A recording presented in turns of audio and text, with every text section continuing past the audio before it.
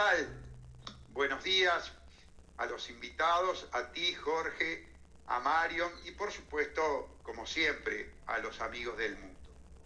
Hoy nos engalanamos con una gran invitada y una seguramente preciosa entrevista que se trata nada más y de nada menos de la filósofa joven Mané Tatulian, a quien le damos la bienvenida, le agradecemos. Queremos decir que ella está en Armenia en este momento. Son las 17 horas y 11 minutos allá. Aquí en Uruguay y allí en Chile estamos hablando de las 10 y 11 minutos. También a Vladimir Nasev, nuestro amigo y, bueno, combatiente del Partido Identidad Soberana, que además sabemos que tiene un contacto fluido con Mané, que logró además esta entrevista. Así que bienvenida, Mané. Muchísimas gracias, Gustavo. Gracias de nuevo por la invitación. Es un placer. Vamos a desmutear de inmediato, vamos a desmutear. Perfecto, muchas gracias. Ahí se escucha, perfecto. Bueno, nuevamente muchísimas gracias. Es un placer estar de nuevo aquí con ustedes después de tanto tiempo. La última vez charlábamos sobre el primer libro y bueno, en esta ocasión estamos en el segundo. Así que siguiendo un poco la tradición, podríamos decir, en esta instancia. Estupendo. Y además celebramos que una persona joven con gran formación tenga esta inquietud de carácter intelectual, de carácter filosófica y comunicacional. Le cedemos la palabra y la bienvenida también a Nasev. Buen día, ¿se escucha antes que nada? Sí. Correcto. Bueno, buen día, muchas gracias por la invitación una vez más, Jorge, Gustavo y ni que hablar Mane, que era una entrevista que teníamos, lo habíamos hablado siempre con Gustavo, que teníamos muchas ganas de efectuarla nuevamente, y ni que hablar contigo, Mane, que se venía por un motivo o por otro postergando, pero que eventualmente se dio, y que bueno, hoy más que nada nos culmina aquí el nuevo libro, la última publicación. Recuerdo que en la última entrevista tú hablabas que era una especie de prolegómeno, una especie de introducción, de preámbulo a esta temática del poshumanismo, en el cual, bueno, ahí Gustavo, con Gustavo lo estuvimos analizando y estudiando, hay mucho para hablar, así que se viene una entrevista linda. Bien, y largamos. Pero vamos a largar con una temática un poquito general para después entrar en la específica de tu nueva obra. Nos inquieta mucho, Mané, esta preocupación, esta metodología, este objetivo, esta estrategia que tiene la élite de la sustitución, si se quiere, porque así lo han explicitado, de la espiritualidad del individuo por la digitalización. El Foro de Davos propone una suerte de aniquilación del espíritu, de la espiritualidad del ser humano, y en su lugar establecer, implantar la digitalidad. Entonces, ¿de qué manera una joven filósofa aborda y analiza esta estrategia o este objetivo de la élite? Bueno, muchas gracias, Gustavo, por la pregunta, y de hecho creo que es una pregunta que no podríamos responder sin por lo menos hacer también un poco una genealogía histórica de cómo es que viene a proponerse hoy de esta forma, ¿no? Primero que nada, usted hablaba justamente de esta especie de sustitución de lo que es el mundo espiritual o incluso el mundo metafísico, podríamos hablar. Cuando hablo de metafísico no hablo solamente del componente religioso, sino también de la metafísica como disciplina filosófica, y una mutación a un paradigma mucho más, si se quiere, materialista, mucho más inmanentista, ¿sí? En donde ya la explicación de las cosas ya no está en una trascendencia trascendencia o en un nivel más metafísico, sino que la explicación de las cosas está aquí, está en el mundo, ¿no?, concreto de la materia de los átomos. Y en realidad esto tiene como, digamos, distintas vetas, si uno quiere hacer muy brevemente por lo menos un fundamento filosófico de cómo esto sucede, porque tendríamos que saber cuál es el origen, ¿no?, de lo que estamos viendo hoy. No hay mejor forma de entender el presente que justamente la historia, ¿no?, y de donde parten este tipo de pensamientos y movimientos. Si uno parte ya de por sí como el final de la modernidad y la entrada en la posmodernidad como una época post-metafísica, ¿no?, post-metafísica, una época de post-verdad, una época del post-humanismo, ¿no? El post es un término que viene apareciendo muy seguido en lo que es la época en la cual vivimos y sobre todo se caracteriza por ser una época post-metafísica, en donde la metafísica, si uno la entiende como esta disciplina, ¿no?, de los principios primeros o de los fundamentos de lo real, empieza a superarse. Entonces todas las expresiones metafísicas empiezan a estar subordinadas por una visión más positivista, por una visión más analítica, por una visión más instrumental, ¿sí?, más materialista de lo que sería no solamente la filosofía, sino el ser humano y todo lo que es el mundo humano, ¿no?, en general.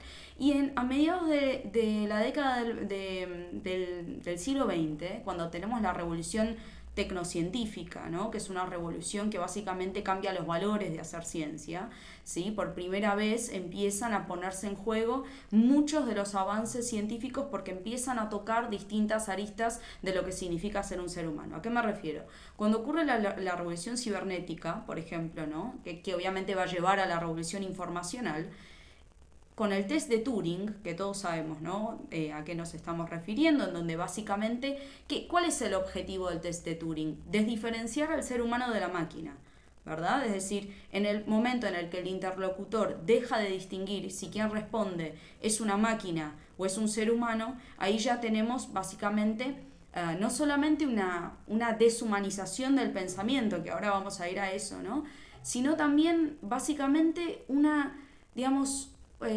retroceso de los límites que separan lo humano de lo no humano, lo humano de lo artificial, ¿sí?, lo natural de la máquina, por ejemplo. Entonces se empiezan a desdibujar los límites, porque eso que le sucede al interlocutor cuando deja de ver la diferencia entre la máquina y el ser humano nos está hablando justamente de una equiparación de lo que es el funcionamiento del pensamiento y el funcionamiento de una máquina.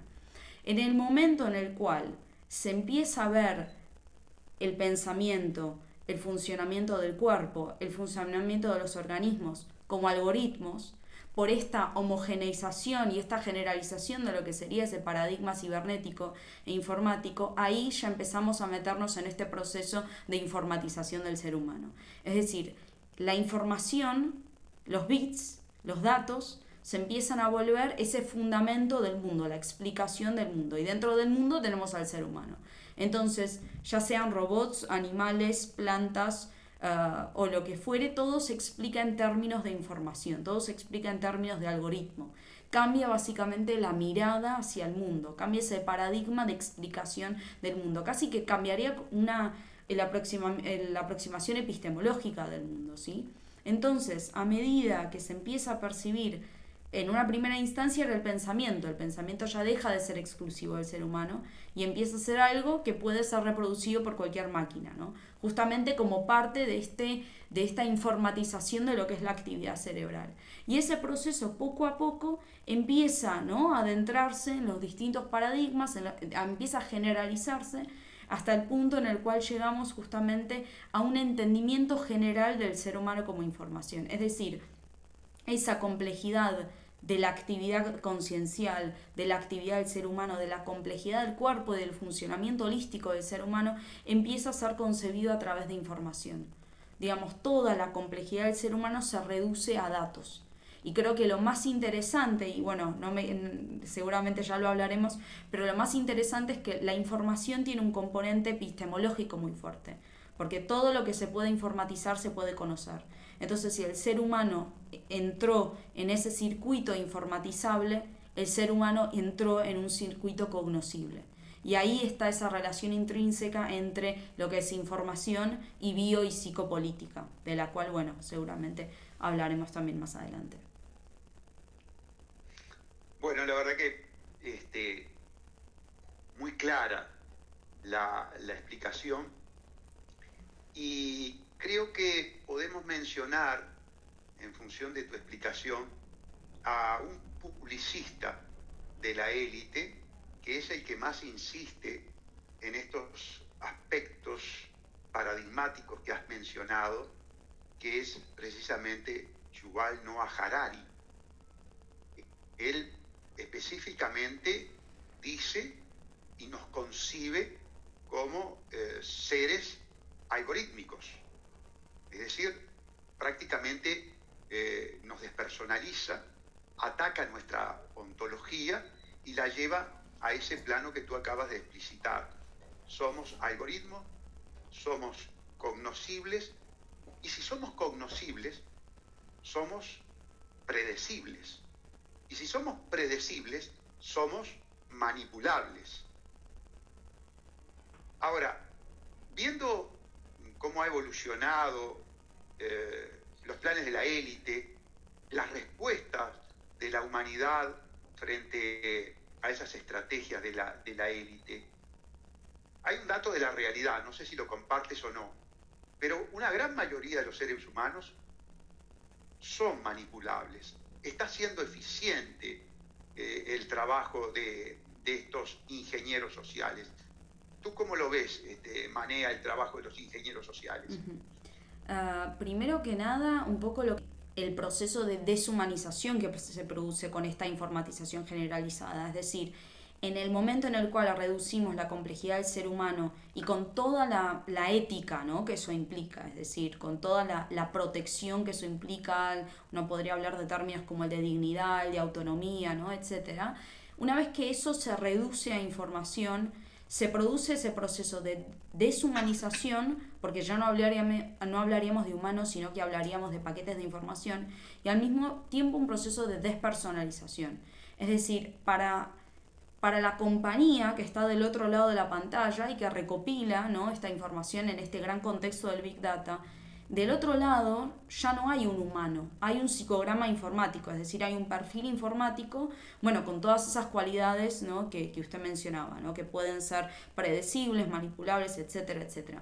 Yo creo que lo que sucede hoy en día, de por qué podríamos hablar de grandes niveles de manipulación, es que todo el sistema está configurado y diseñado de tal forma que nosotros pasemos siempre la mayor cantidad de tiempo posible en la plataforma, porque a mayor cantidad posible que nosotros pasemos en las plataformas, mayor información recopilada.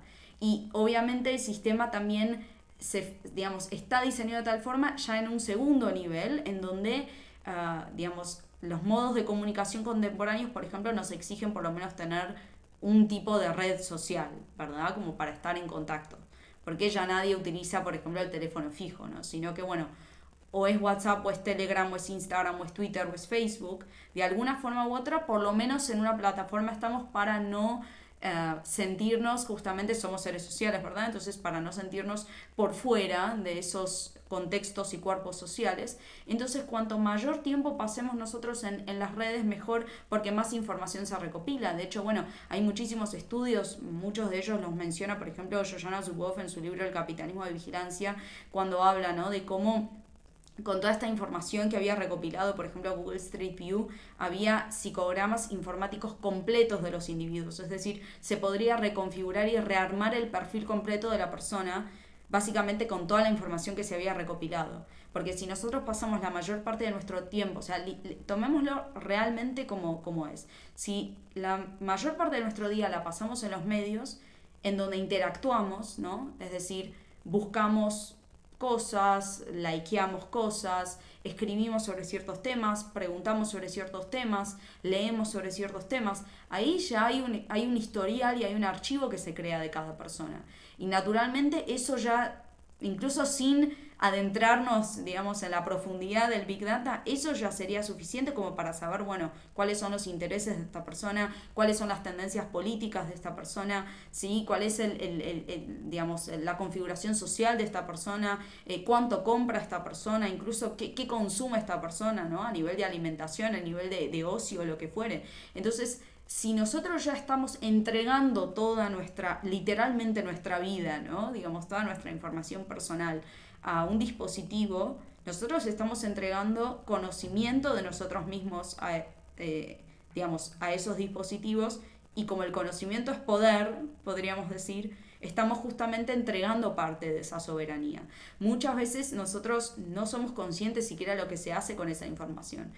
Todos sabemos que ahora existe, esta política de que aparece siempre el cartel de cookies, ¿no? En donde uno tiene que aceptar o rechazar, pero eso, la forma en la cual incluso están configurados esos carteles, creo que la mayor parte de las veces o cliqueamos sin darnos cuenta o cliqueamos la opción incorrecta por el modo incluso psicológicamente dispuesto en el que están los botones, ¿no? En donde se vuelve incluso muchas veces confuso y terminamos como accediendo, ¿no? A las condiciones de privacidad y demás. Entonces, todo el sistema está hecho de tal forma que se configura una relación asimétrica al fin y al cabo, ¿no? Y como para sintetizar un poco, en donde nosotros, asimétrica me refiero a que la otra contraparte tiene mucha más información de nosotros que nosotros de la otra parte. Y eso obviamente crearía una relación de poder que incluso me recuerda, ¿no? A la noción del poder pastoral del cual hablaba Foucault, en donde justamente, ¿no? El que va a confesarse al pastor crea una relación de poder porque el pastor tiene mucha información sobre mí, de la cual yo tengo de él, entonces eso genera, ¿no? como una jerarquía de poder, diría Foucault, que el poder pastoral en la época moderna la identifica con la clínica, por ejemplo, ¿no? En donde, el doctor tiene más información de mí que la que yo tengo, ¿no? Contraria, y eso genera una relación de poder. Y creo que hoy hay una especie de mutación de esa estructura de poder pastoral, pero justamente en los medios digitales, en donde nosotros, sin darnos cuenta, ¿no? Estamos en una situación en la cual desconocemos del otro lado, podríamos decir casi que absolutamente todo, pero nosotros estamos entregando constantemente información. Y eso claramente crea una relación de poder, y eso claramente crea una situación y una estructura en la cual los individuos están cada vez más sensibles a ser manipulados. Y vamos de lleno con el nuevo libro. En el poshumanismo, el exilio radical está compuesto por, ya le digo, son 4 capítulos, 4 capítulos, y hay una característica también, hay una deliberación también en utilizar determinada terminología o determinados tópicos para estructurar el libro. Son conceptos de carácter geográfico. Vamos a nombrarlos uno por uno. La desterritorialización es el capítulo 1. El control de las fronteras es el capítulo 2. La clandestinidad, que si se quiere también hay un límite, una frontera entre lo que es clandestino y lo que no es clandestino, lo que es lícito y lo que es ilícito. Así que también allí tendríamos un vocabulario, una cuestión semántica relacionada a la geografía. Y por último, la delimitación o el regreso al sujeto. Mané, esto no es al azar, esto hay un porqué. Te pido por favor que lo expliques. Bueno, muchas gracias, Vladimir, y así es, digamos, los apuntes que hacías son certeros, son justamente acertados. Primero que nada, a mí personalmente como estilo de escritura me gusta siempre trabajar con analogías. Creo que uno puede llegar a comunicar de una forma mucho más, incluso si se quiere, poética, ¿no? Cuando uno trabaja con las analogías. Y de hecho, en este caso específico, el tema del posthumanismo, que ahora entraremos, pero ya de por sí el tema del posthumanismo básicamente prepara el propio territorio para hablar de cuestiones geográficas, ¿sí? Porque de hecho la desterritorialización, y si hacemos un pequeño apunte también sobre el título, para mí el posthumanismo es justamente un exilio radical, ¿sí? Porque ahora ya vamos a ver, pero es una situación forzosa a la cual se le ha obligado, ¿no?, al ser humano a dejar su territorio, justamente. Y la desterritorialización, que es el primer capítulo que mencionabas, es un término que de hecho, ese no es un término que he traído yo, digamos, a lo largo del libro, sino que es un término que viene dado de lo que es la tradición de la teoría crítica o del postestructuralismo, sobre todo porque hay una búsqueda de nuevos territorios. Es decir, la desterritorialización en lo que serían las humanidades o las ciencias sociales tiene que ver con abandonar un territorio conceptual, filosófico, referencial, en búsqueda de nuevos mapas de referencia.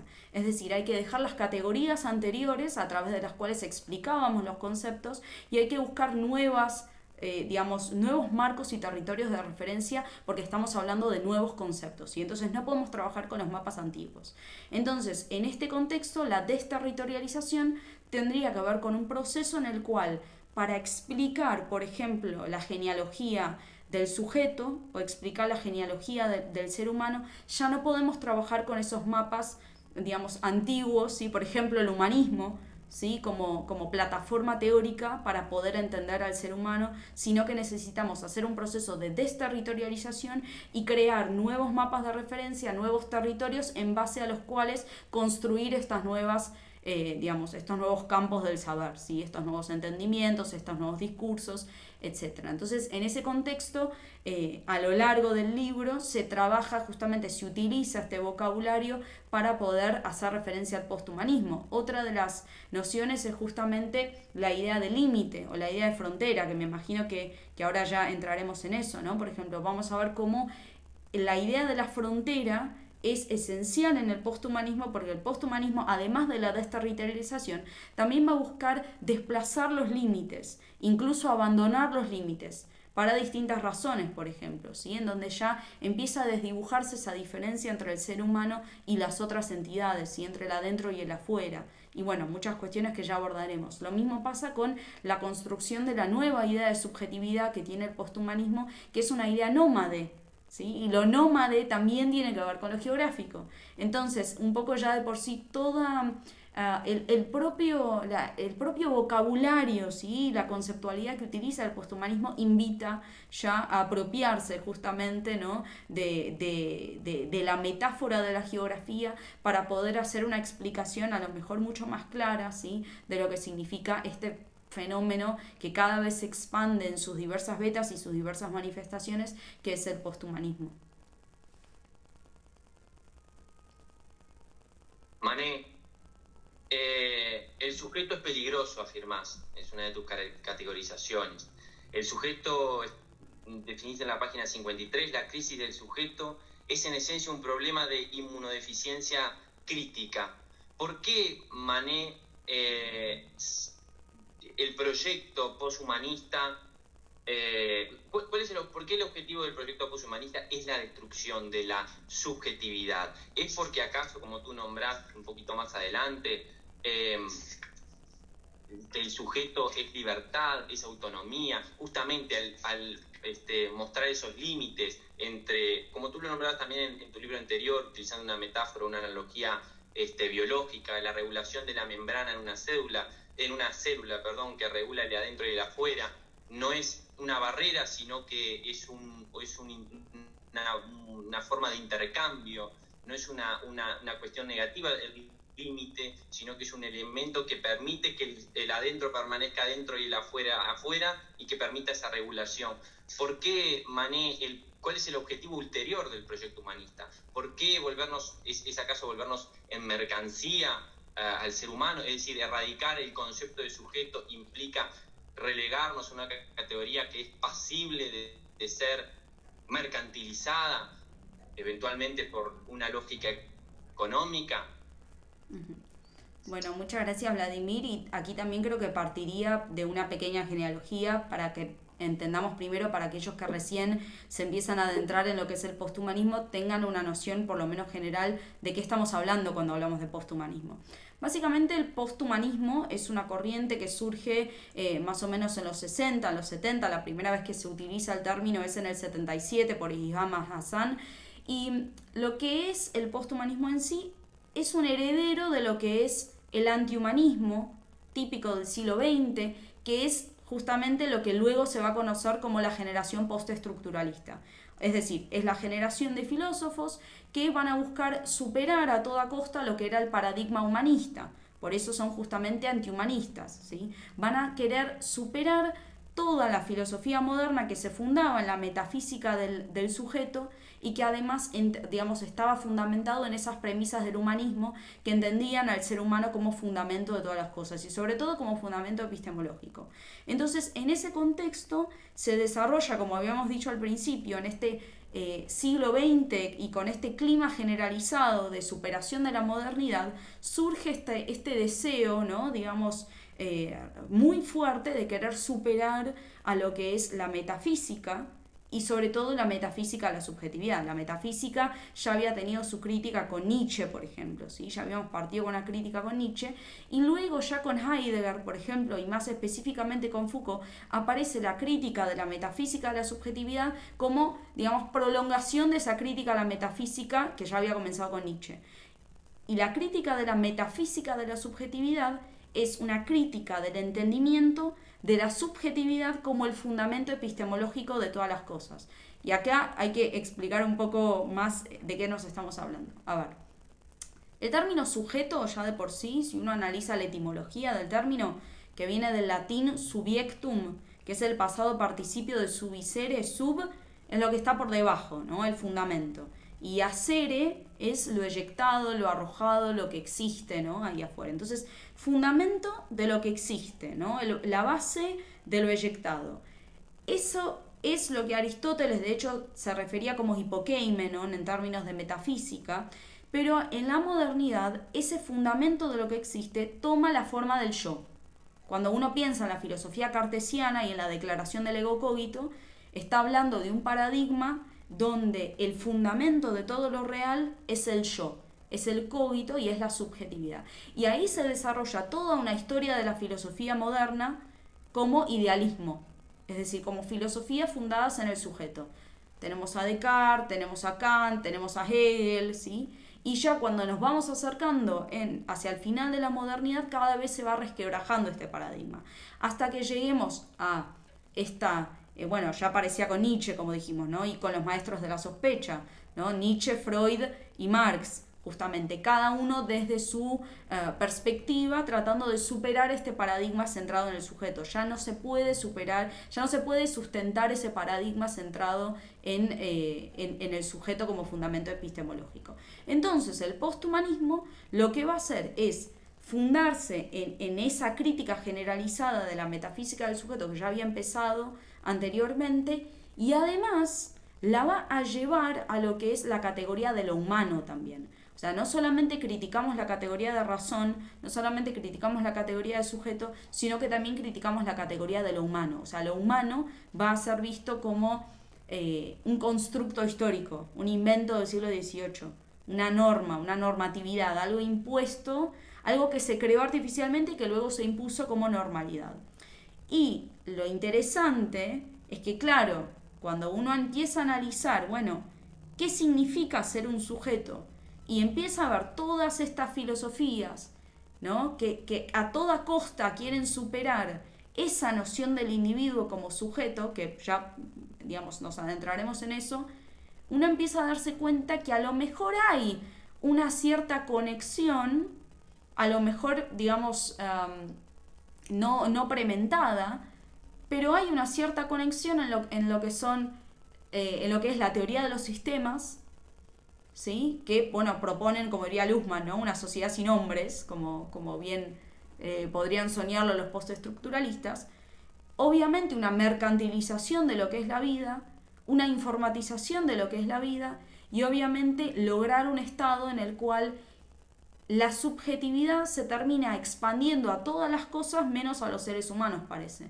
Porque hoy en día le estamos dando estatuto de sujeto a montañas, a ríos, ¿sí? Aparecen los robots como sujetos de derechos, ¿sí? Aparecen los animales como sujetos de derechos, pero parece que el ser humano como sujeto es un problema, ¿sí? Y sobre todo esa noción particular que es el ser humano entendido como sujeto, es decir, como fundamento epistemológico, de que todo lo real se justifica primero ante mí, porque yo soy el fundamento epistemológico de lo que existe, ¿no? Y obviamente la historia de la subjetividad moderna va de la mano con la historia del individualismo, que aquí, bueno, podríamos hacer una cátedra completa, ¿sí? De esto, pero hay toda una serie de atributos que tiene ese sujeto moderno, o sea, esa nueva forma que tiene el individuo de concebirse a través de estas filosofías, que obviamente son siempre peligrosas para el poder.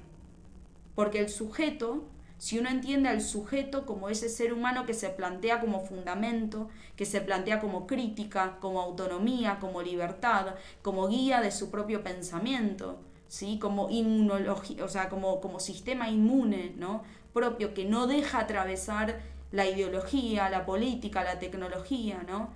Ese es un sujeto que es peligroso, porque es un sujeto que tiene límites marcados. Por eso es que la idea del límite es una idea clave para poder entender a la subjetividad. Porque justamente el límite es lo que determina el espacio concreto del sujeto. Y aquí no estamos diciendo que uno tiene que estar separado del mundo, ¿no? Es un poco cuando, Vladimir, vos hablabas de la célula, ¿no? La célula tiene una membrana. La membrana posibilita el intercambio de la célula con el exterior. No es que está separando a la célula y la célula está totalmente desconectada del resto del organismo. No, está definiendo la forma, está de hecho posibilitando la vida de la célula, porque la célula sin una membrana moriría, no existiría. Entonces nosotros tenemos límites, de hecho tenemos varios tipos de límites, ¿no? Tenemos límites concretos, materiales, como podría ser el cuerpo. Tenemos límites en cuanto, por ejemplo, a nuestra capacidad de conocer. Tenemos límites políticos, ¿sí? Que determinan la diferencia. Totalmente. Muchos tipos de límites, ¿no? El límite es como esa línea absoluta que marca mi forma singular de estar en el mundo y que, por ejemplo, me diferencia de lo que es el afuera, me diferencia del otro, me diferencia del Estado. Me protege de la intromisión de la tecnología, me protege de la intromisión del Estado, me protege de la intromisión de muchos elementos, por esa determinación del límite, ¿no? De hecho, la conciencia del límite nos devuelve esa idea de la libertad y de la autonomía que tenemos nosotros. Y entonces, y con esto cierro, pero en un mundo que tiende a ese retroceso de las fronteras, ¿no? Ya de por sí vivimos en un mundo globalizado. Lo globalizado es la ausencia de los límites, porque se globalizó, es decir, ya no hay límites, se englobó todo dentro del mundo, ¿no? No hay nada por fuera de la globalización. Entonces, en un mundo donde se borran constantemente las diferencias entre el hombre y la mujer, las diferencias entre el ser humano y la máquina, la diferencia entre el yo y el otro, entre el individuo y el Estado, ¿no? Todos estos límites que se van borrando, en realidad nos hablan de una posible situación bastante peligrosa que se podría dar al fin y al cabo, ¿no? En donde yo siempre digo, al final todas estas filosofías se traducen en operaciones políticas concretas, son problemáticas políticas. Por supuesto. Totalmente. Es la filosofía al servicio de un plan político. Yo extraigo esta conclusión. Yo extraigo la conclusión de que aquí hay precisamente todo un trabajo por parte de estos filósofos subvirtiendo, a mi juicio es una subversión de valores, de principios, de paradigmas, ¿verdad? Que tienen un objetivo claramente político. Cuando tú decías límites biológicos. Límites biológicos se borraron, que pueden ser sustituidos por un constructo de carácter intelectual, totalmente subjetivo. Entonces veo un trabajo a nivel filosófico al servicio o con una finalidad, con una teleología de carácter política. La verdad que, y una pequeña síntesis de lo que has expresado. Saco la conclusión de que se busca rebajar al ser humano, se busca disminuirlo, se busca desfocalizarlo de la preocupación del resto de los seres humanos.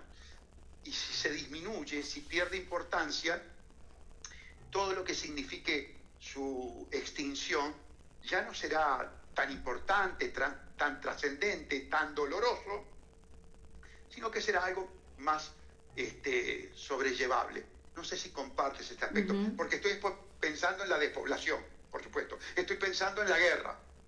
Estoy pensando en el lugar donde estás tú. Que hubo un enfrentamiento cruel, y sin embargo las noticias al respecto fueron muy escasas, ¿verdad? No fue un foco importante de atención. y creo que todo esto se relaciona. No sé cómo lo ves, Mané. Bueno, muchas gracias, Gustavo, y a ver, varias cuestiones. Primero que nada, así es, sobre todo por la locación geográfica, justamente, ¿no? En el sentido literal del término, en la cual me encuentro, la cuestión de la frontera es realmente, literalmente, es una cuestión existencial y es una cuestión ontológica y es una cuestión que garantiza la propia existencia de la sociedad que vive dentro. Porque si nuestra frontera está protegida por soldados, por ejemplo, ¿no? Que es concretamente la situación actual, el soldado tiene que saber cuál es su afuera y cuál es su adentro, tiene que saber qué es lo que protege, tiene que saber cuál es el límite. Entonces, incluso en términos de soberanía estatal, ¿cómo no hablar de fronteras, ¿no? En donde la vida, tanto de los que estamos adentro como los que están en la frontera, depende del entendimiento y de la noción y la demarcación de esa frontera. Entonces, la frontera tiene un sentido existencial. Desde la célula, podríamos decir, hasta la propia delimitación de los estados soberanos. Y cuando comentaba estos de que el ser humano parece que ya no tiene importancia, ¿no? Yo recordaba una de las frases de Robert Pepperell, que es uno de los posthumanistas, teóricos posthumanistas, ¿no? Más relevantes, y él decía esto, ¿no? Dice, ahora está claro que los humanos ya no son la cosa más importante del universo. Y de hecho él en varios de sus escritos, ¿no? Esto que dice que los seres humanos son como los dioses, existen mientras pensemos en ellos, ¿no? Es decir, instaurando justamente esa idea de que el ser humano es un constructo, es una norma, es un constructo histórico. De hecho, ellos específicamente mencionan el siglo XVIII, ¿sí? Como el origen de lo que sería la categoría del ser humano. Y además, como comenta también, dice, había aquí otra frase, bueno, dice que la condición posthumana, justamente lo que él se refiere, ¿no? Como condición posthumana, es ese fin del universo centrado en el hombre, para decirlo menos falogocéntricamente, en el universo centrado en lo humano. En otras palabras, trata sobre el fin del humanismo, de esa creencia largamente sostenida en la infalibilidad del poder humano y la arrogante creencia de nuestra superioridad y singularidad. Ahí está. Básicamente se ve al humanismo como un paradigma arrogante, de hecho muchos lo llaman el chauvinismo humanista, ¿no? De decir que, bueno, somos una categoría separada, exclusiva, superior, jerárquicamente superior, ¿no? A las otras categorías, y lo que se intenta hacer obviamente es aplastar, ¿no? Ontológicamente la entidad de justamente el ser humano, ¿no? Y empezar a proponer un mundo donde el ser humano es tan solo uno, ¿no? De los entes que están ahí, y la idea de empezar a borrar los límites. De hecho, Pepperell en su manifiesto posthumanista dice, no hay nada externo al ser humano porque el límite del ser humano no se puede definir. Entonces, imaginen las implicaciones políticas de esa frase. Lo mismo Rosy Braidotti, que es otra teórica posthumanista, cuando ella dice, la vida que está en mí no responde a mi nombre, el yo es algo transitorio. De nuevo, las implicaciones políticas que eso podría tener. Básicamente, si Rosy Braidotti dice la vida que está en mí no responde a mi nombre, ¿no? Con mucho gusto un Estado podría venir a decir, bueno, si tu vida no responde a ti, con gusto me hago cargo, ¿sí? de esa vida, ¿no? Que está dentro de ti. Si bien ella no lo explicita, pero digo, esto podría tener implicancias políticas porque cambia el entendimiento del ser humano, ¿sí? Cambia el entendimiento del límite y de la frontera que determina lo que es un sujeto y lo que es justamente su subjetividad. De nuevo, nosotros no estamos hablando de un individualismo patológico o de un solipsismo. Estamos hablando de las nociones básicas, ¿sí? De la autodeterminación, de la autonomía, de la libertad, de lo que significa ser un individuo y sobre todo de lo que significa ser un sujeto. Adelante, Vladimir. 54 minutos van de esta entrevista, doctor Jorge, audiencia. ¿Cómo uno reconoce cuando está frente al conocimiento? Qué interesante se hace escuchar cuando se hacen estas entrevistas, cuando realmente uno tiene una pregunta, una persona que lo atosigamos a preguntas y siempre tiene una respuesta y la responde de forma cálida, amena, didáctica, porque además tengo entendido, Mane, que sos profesora, ¿es así? Estás tomando las clases en la Universidad de Armenia, así que imagino que un poco de didáctica se nota que lo manifestás. Mané, te me adelantaste un poquito, porque te iba a pedir, no es lo mismo que lo lea yo, que lo leas vos, que si podías leernos por favor un poquito la página 28 de tu libro, esa parte que está en letras mayúsculas, más separada, porque creo que en definitiva, y también quería hacer esta pregunta, con respecto a la singularidad radical, noto en este libro una mano un poco enfadada, un poco más enojada, hay más carga adjetivada sobre determinados tópicos, y noto que a Mane Tatulial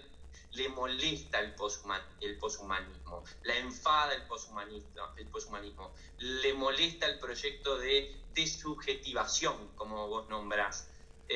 Mané, ¿cómo combatimos? ¿Es con filosofía? ¿Es con política? Porque hablábamos que es un proyecto político. A esto hay que combatirlo. Creo que en cierto aspecto estamos de acuerdo. ¿Por qué hay que combatirlo? Simplemente porque nos aniquila, nos desubjetiviza, ¿verdad? Es el proyecto de extinguir la subjetivación, que en definitiva sería la característica que nos provee de libertad, de autarquía, de autodeterminación. El hecho de erigirnos como límite, ¿verdad? Pues si, como vos bien nombrabas, si no nos erigimos como límite, perfectamente un Estado podría tomar decisiones por nosotros. Y en ese caso, entonces, no hablando, por supuesto, de una individualidad exacerbada, patológica, nos volveríamos una masa homogénea, un conjunto de individuos, ahí está, de un rebaño. Entonces, Mane, te molesta esto, ¿verdad? El proyecto es más bien una crítica, son críticas, entonces al proyecto antimoderno, como tú llamas, ¿verdad? Es que, a ver, muchas cuestiones. Hay claramente una sensación y un conocimiento concreto y una conciencia de que todos los postulados filosóficos, o por lo menos la mayoría de ellos que se plantean en este tipo de filosofías, tienen consecuencias políticas. Creo que de ahí viene principalmente mi preocupación sobre estos temas. No creo que son temas de nicho, no creo que sean temas distópicos o que pertenecen a la ciencia ficción, sino que son cuestiones mucho más concretas. De hecho, el posthumanismo, esto luego podemos volver, pero tiene muchísimas relaciones, casi como una sombrilla para lo que es el postcolonialismo, el feminismo, el ecologismo. Es decir, no es un pensamiento recluido y exclusivo, sino que se va viendo y manifestando a través de muchos otros. De hecho, la mayoría, por ejemplo, de las escritoras posthumanistas son también feministas, teoristas de postcolonialismo. Entonces, es bastante actual y bastante concreta la forma de manifestación que tiene el posthumanismo. Y la razón por la cual me preocupa, más allá de que es una cuestión política, es que tiene que ver con nuestras sociedades futuras, ¿sí? Es decir, tiene que ver con las decisiones que nosotros tomemos hoy en relación a lo que es un humano, en relación a lo que es la subjetividad y el espacio del sujeto, van a ser determinantes en lo que el día de mañana va a suceder en bioética, en política, ¿sí? en todas las áreas de lo que sería la vida en sociedad que tenemos y lo que es el entendimiento, ¿no?, del ser humano. Entonces, primero que nada viene de esa conciencia de decir, bueno, esto que se está configurando hoy como una escuela teórica que está teniendo estas ideas que además están entrando cada vez más en las universidades, ¿sí? Porque están, como decía antes, ¿no?, van extremadamente de la mano con lo que es el feminismo, la teoría de género, el postcolonialismo, ¿sí?, todo lo que son las corrientes de ética animal, ¿sí?, de ecologismo. Entonces están entrando en las universidades también. Y este paradigma de superación de la subjetividad centrada en la razón y en la conciencia, casi que hay como un clima generalizado, incluso violento muchas veces, de querer ser superados, y como parte de este gran proyecto de superación de lo que sería el proyecto moderno. Entonces ahí empiezan a aparecer, cuando uno lee los textos y empieza como a leer entre líneas, empiezan a aparecer implicancias. Hay claras implicancias a nivel, como decíamos antes, de la libertad individual, de la autonomía individual, de lo que es la concepción del ser humano, de lo que es la bioética, lo que es la dignidad. Entonces todas estas cuestiones tienen que ser trabajadas y tienen que ser criticadas si es necesario, ¿sí? Porque, como decimos, no es un grupo recluido como parece a primera vista, sino que esto ya está en las universidades, sobre todo de lo que es Occidente, sobre todo en las universidades europeas, ¿sí? En los Estados Unidos, en Canadá, y tomando muchísimo auge. Es una cuestión bastante generalizada, incluso lo digo por mi propia experiencia. Entonces creo que lo que hoy hay que hacer es realmente apropiarse, ¿sí? de estos discursos, entenderlos, leerlos y proponer una contrapartida.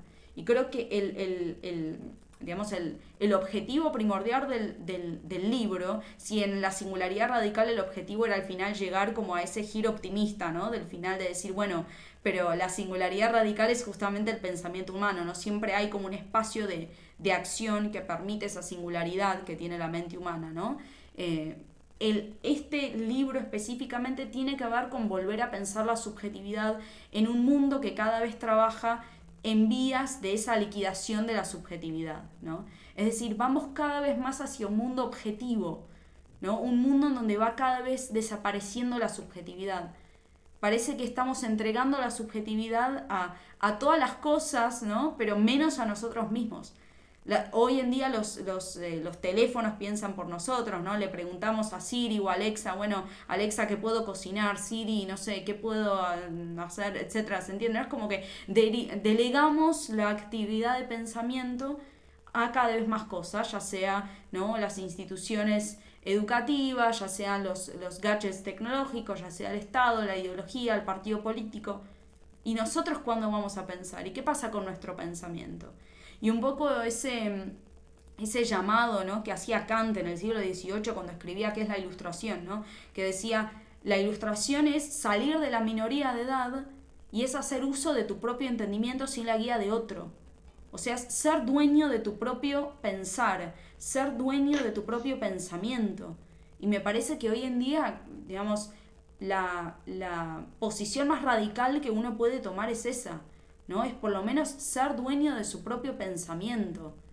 Si no podemos, digamos, afectar al mundo exterior, tendríamos que pensar primero por nosotros mismos. Vernos a nosotros mismos como dueños de nosotros mismos y luego ver esa razón como una condición de posibilidad para poder transformar también el mundo exterior. Pero esas nociones van desapareciendo en lo que es la filosofía posthumanista y sí aparecían constantemente en lo que es la filosofía moderna. Y yo creo que por eso no es casualidad que la filosofía moderna sea siempre criticada, siempre revisada, y de hecho tanto por la izquierda como por la derecha, ¿sí? Por distintas razones, pero tanto la izquierda como la derecha van a tener como, ¿no? en la mira lo que es el proyecto moderno, sobre todo el proyecto ilustrado, que, oh casualidad, es el proyecto que trae todas estas herramientas de la autonomía individual y de la configuración del sujeto y sobre todo del sujeto político. Entonces ahí a mí me parece que hay por lo menos suficientes razones como para tener una sospecha, ¿no? De por qué esto intenta ser revisado. Y ahí un poco también el interés de, bueno, examinar qué es la subjetividad, ¿no? Como este espacio simbólico a través del cual nosotros nos relacionamos con el mundo. Ese es nuestro espacio subjetivo. Es esa geografía incluso, ¿no? individual a través de las cuales nosotros realizamos intercambios simbólicos con el afuera. Es ese nexo de conexión con el afuera, con el mundo, con el otro. Pero es algo totalmente intransferible y que nos pertenece a nosotros mismos, ¿no? Nunca nadie va a poder decir yo en mi lugar. El yo es algo intransferible. Y esa construcción del espacio interior es algo que cada vez más, con todos estos dispositivos, es lo que se está intentando, ¿no? como derribar, ¿no? desde distintos ángulos. Entonces, hoy más que nunca, pensar los límites de la subjetividad es como decía, ¿no? al final, ¿no? es lo que nos devuelve la autonomía y la libertad al final y al cabo. Porque el límite para mí no es una limitación. El límite para mí es una condición de posibilidad, como diría Kant. Para Kant los límites del conocimiento no eran, digamos, no era todo lo que no puedo conocer, sino todo lo que puedo conocer. Porque estoy limitada, digamos, porque mi mente está limitada y tiene estructuras determinadas a priori, es que puedo conocer todo lo que conozco. Entonces el límite, en vez de una limitación, ¿sí? es una condición de posibilidad. Permite que nosotros seamos sujetos y que seamos individuos. Mane, estamos en 1:05. no quiero que te vayas sin, por favor, perdón que reitere, nos leas ese extracto de la página 28 porque me parece medular. Me parece, y por supuesto que lo leas vos, lo podría leer, pero me parece que es más interesante que ya que te tenemos lo puedas leer vos. Lo que está, digamos, enfatizado, maximizado en letra más grande, por favor, te pido antes que te retires. Perfecto, aquí lo tengo. Bueno, justamente, ¿no? Todo debe liberarse de todo límite y la subjetividad, el cuerpo, son límites. Solo un cuerpo metafísicamente muerto puede convertirse en cualquier cosa, incluso en un cadáver antes de morir. Solo un cuerpo subjetivamente muerto puede embarcar en un éxodo más allá de sus propias fronteras para integrarse voluntariamente en los circuitos ideológicos y en las redes de información, totalmente disponible para los sistemas remotos de dominación que verifican la correcta fabricación de la sociedad sin sujetos que ya se había anticipado en algún momento.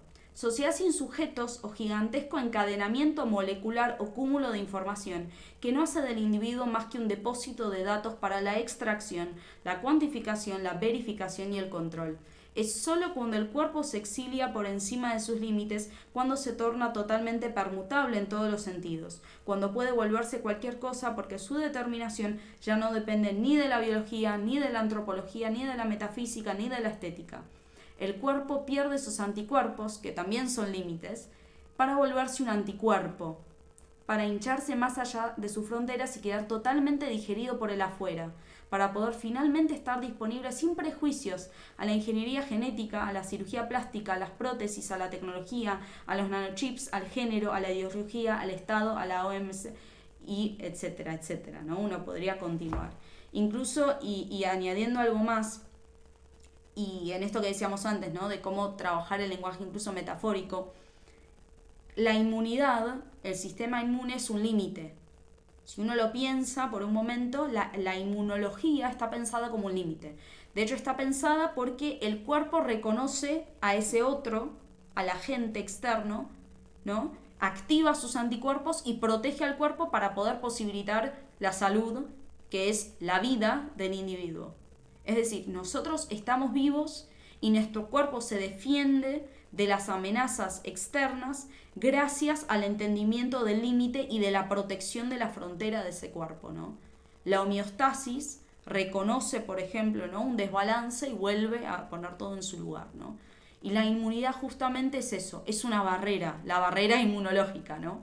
Que reconoce a un otro para poder garantizar la vitalidad del propio cuerpo, ¿no? Entonces, hoy más que nunca creo que el trabajo inmunológico, en términos de crítica del pensamiento, es el que tenemos que trabajar. A mí me gusta siempre hablar del pensamiento crítico como inmunidad, ¿no? Es nuestro escudo inmunológico, porque si uno tiene pensamiento crítico, uno no deja pasar esos agentes externos y extraños, ¿no? De la ideología, por ejemplo, ¿sí? De los discursos predominantes, del pensamiento único, del posthumanismo, ¿sí? Del pensamiento políticamente correcto. Entonces, todos estos quedan por fuera cuando uno tiene una barrera inmunológica que funciona por el desarrollo y el cultivo de lo que sería el pensamiento crítico. Muy a mi decano, Jorge, Gustavo, les entrego la entrevista. Muchas gracias, Mané. Gracias, Bien. Vladimir. La verdad que ha sido brillante, disfrutable, aprendemos, y quiero señalar que hay mucho de pedagogía, mucho de didáctica. Creo que sos una gran profesora. No solamente se trata de saber, de incorporar conocimiento, sino la posibilidad de explicitarlo y que la otra, el interlocutor, entienda. Y tú tienes ese talento que nosotros disfrutamos y que los amigos que nos ven están disfrutando y así lo están haciendo saber en sus comentarios. Sabemos que tenés un límite temporal y vamos a respetar ese límite temporal, pero te vamos a poner el compromiso de que nos digas que en cualquier otro momento vas a estar con nosotros. Claro que sí. Bueno, de hecho, Yo estaba pensando seguramente, y bueno, Vladimir lo confirmará, pero deben haber quedado muchísimos temas también del libro que valdría la pena también compartir, ¿no?, con nuestros oyentes y en general hablar, así que a lo mejor podríamos hacer una segunda parte, ¿no?, del análisis del libro en algún momento. Para mí, la verdad que un gusto, muchísimas gracias siempre por la amabilidad y en general por la buena predisposición, por el espacio y por el tiempo. Para mí siempre es un placer y bueno, nuevamente muchísimas gracias por ayudar a difundir estas ideas, ¿sí? Yo creo en la filosofía también como algo útil, en donde más allá de un academicismo, ¿sí?, o algo recluido solamente para las universidades, la filosofía tiene ese poder de transformar la vida individual y transformar el mundo en el cual vivimos. Entonces hoy más que nunca necesitamos cada vez más hacer disponible, ¿no?, y hacer más útil ese legado y esa responsabilidad que tiene la filosofía. Totalmente de acuerdo. Y bueno, por lo tanto queda pendiente entonces para más adelante la segunda parte de esta entrevista referida al libro. Un agradecimiento enorme, un abrazo,